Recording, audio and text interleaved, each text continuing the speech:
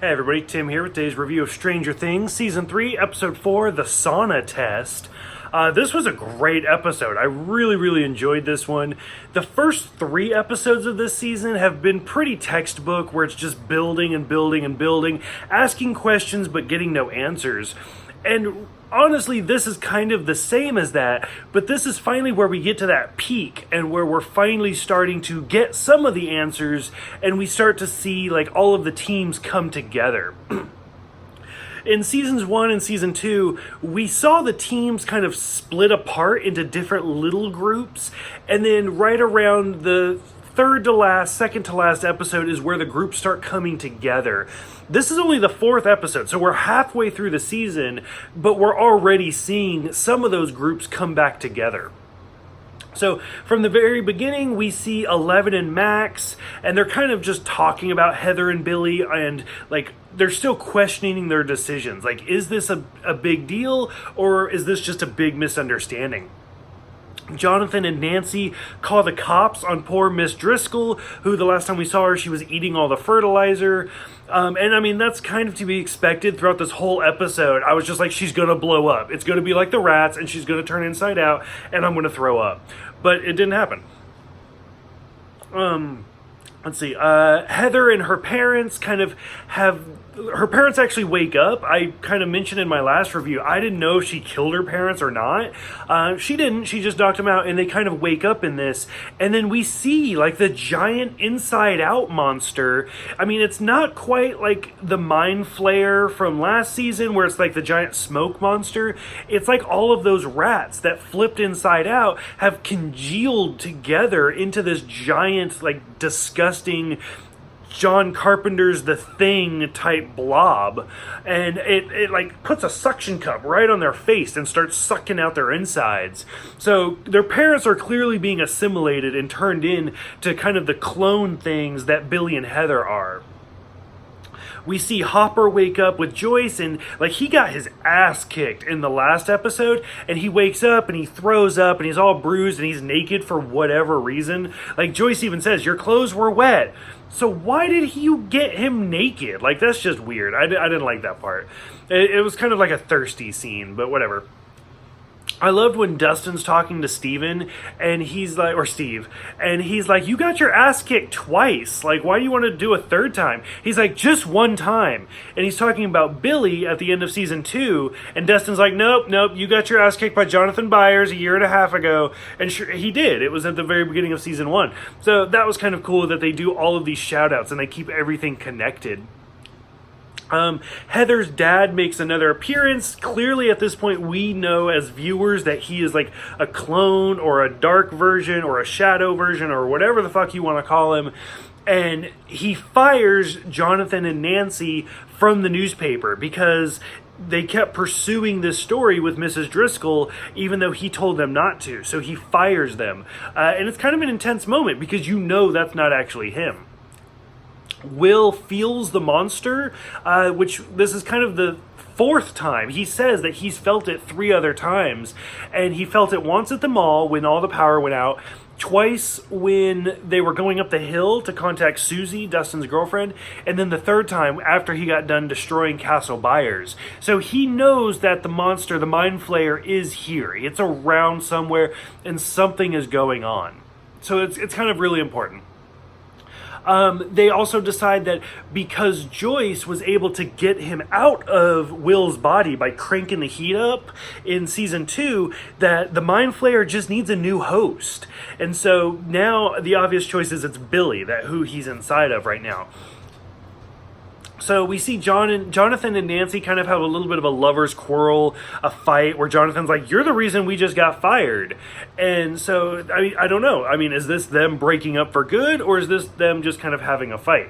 We'll have to watch. At this point, I don't really care. Like, I don't like Nancy or Jonathan. Just kind of between the triangle of Jonathan, Nancy, and Steve. Like, at this point, Steve went from being the worst character to the most interesting character, and Jonathan and Nancy are just kind of boring at this point, to be honest with you. To go back to Steve, like him, like trying to talk to Dustin, Robin figures out this whole little plan on how they have to crawl through the ducts to get to the secret Russian packages. And Dustin's like, I can fit in there because of like whatever condition he has. And he's like, just push me through the vent. And he's like, Steve's trying to push him, and Dustin's like, push on my ass. And it's a really funny scene. And clearly Dustin doesn't fit. So they end up having to go to Erica, Lucas's sister, to do it. And, like, that whole scene is great. I mean, there's memes everywhere about, like, oh, you can't spell America without Erica. And she just gives this long lecture about capitalism and how she wants free ice cream for life. And it's like, you know what? That's actually pretty genius. Like, I wish I would have thought about that. But realistically, if she gets free ice cream for life, she's not going to fit through that vent for much longer. They decide to come up with the title to trap Billy in the sauna, which we'll see at the end of the episode, but just watching them conceive this idea is super interesting. Mike finally admits to Elle that Hopper told him to lie. And 11 is like, well, we're the same species, so maybe I should just stick with my own species. And at first, you kind of get distracted because even Mike is like, were you spying on me? Because that's messed up. But you know what? It's almost like she just came out as a lesbian a little bit. Like, I don't think that's what she meant, but that's kind of how it sounded, where she's like, oh, no, you keep saying men and women are too different. We're two different species, so maybe I should just stick with my own kind. And it's like, I don't think Max is going to be into that.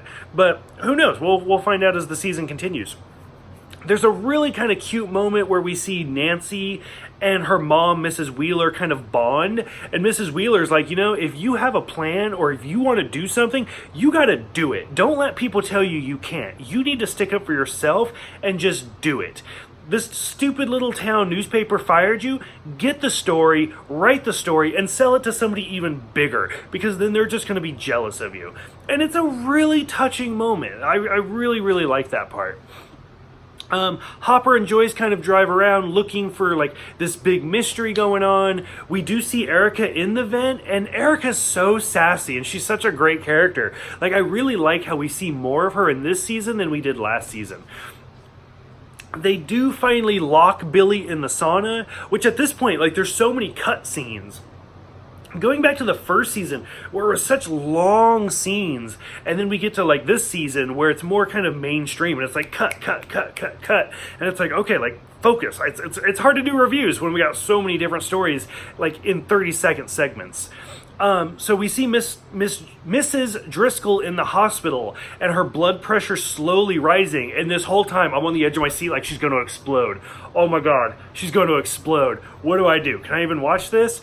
I loved the scene where Dustin and Steve are like, they're in like this weird like box thing, and Dustin's like, if you die, I die. And Steve's like, okay, fine. And he opens it up, and it's this canister of like green goo, and then all of a sudden they start descending, and they've been in an elevator this whole time. So super amazing going on there. Will basically is having a lot of, like, he starts feeling the mind flare again, and Billy, locked in the sauna, is like freaking out. He's like, it's not my fault, which I don't know if it was supposed to be a Star Wars reference, because Stranger Things makes a lot of Star Wars reference, and all I can think about is Han Solo being like, this isn't my fault. So I don't know if that's what they were intending, but I loved it.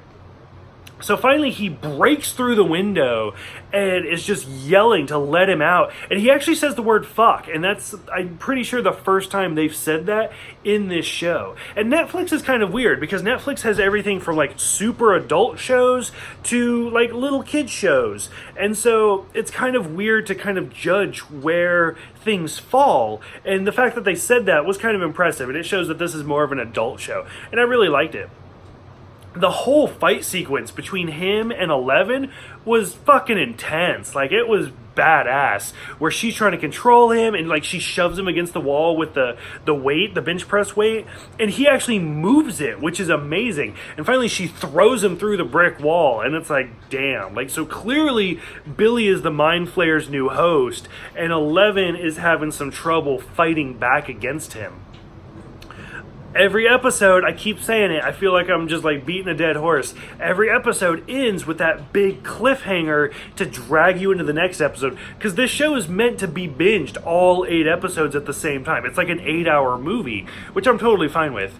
And for this one, it's Billy and Heather talking about how they know who Eleven is now, and as the camera pans out, you see the Mind Flayer doesn't just have Billy or Heather or her parents. He has a crew at this point. There's at least a dozen people in this basement cellar, and he's assembling an army of people. So, I mean, we're almost getting to like The Walking Dead at this point. Like, what's going to happen with all these zombie people? Overall, I'm really enjoying this season so far. I think it's really good and it's really interesting. For those who have seen this episode, go ahead, let me know what you guys think, and I will see you guys next time for The Flayed.